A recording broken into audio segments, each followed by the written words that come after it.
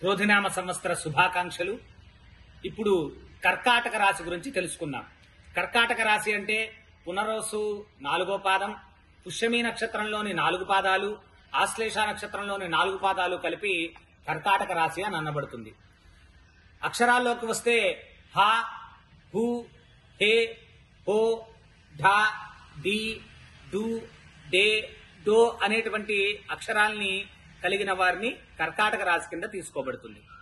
ఈ కర్కాటక రాశి వారికి ఆదాయం 14, వ్యయం 2, రాజపూజ్యం 6, అవమానం 6.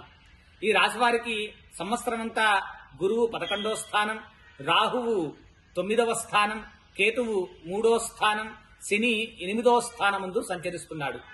ఈ రాశి వారికి గురువు కేతువు శుభస్థానాల్లో సంచరించడం వల్ల మంచి శుభ ఫలితాలు, శని రాహువు అననుకూల స్థానంలో సంచరించడం వల్ల ప్రతికూల ఫలితాలు వెరసి సంవత్సరం అంతా కూడా మిశ్రమ ఫలితాలు కలిగి ఉంటాయి. గురువు కేతువు మంచి స్థానాల్లో సంచరించడం వల్ల ఆర్థిక అభివృద్ధి, వృత్తి పనుల యందు అనుకూలత, సంకల్పించిన పనులు నెరవేరడం, కుటుంబ సౌఖ్యం, ధనధాన్య సమృద్ధి కలిగి ఆనందమయ జీవితాన్ని అనుభవిస్తారు. అలానే రాజకీయ నాయకులకు మంచి విజయం కలుగుతుంది. అలానే విద్యార్థులు మంచి ఉత్తీర్ణతను సాధిస్తారు. ఉద్యోగ, న్యాయవాదులు, ఉపాధ్యాయులు వారి వారి వృత్తుల యందు ఉన్నత స్థానాన్ని పొందుతారు. అలానే వ్యవసాయ పరులందరూ కూడా అధికమైన పంటల్ని పండించి సుఖ సంతోషాల్ని పొందుతారు.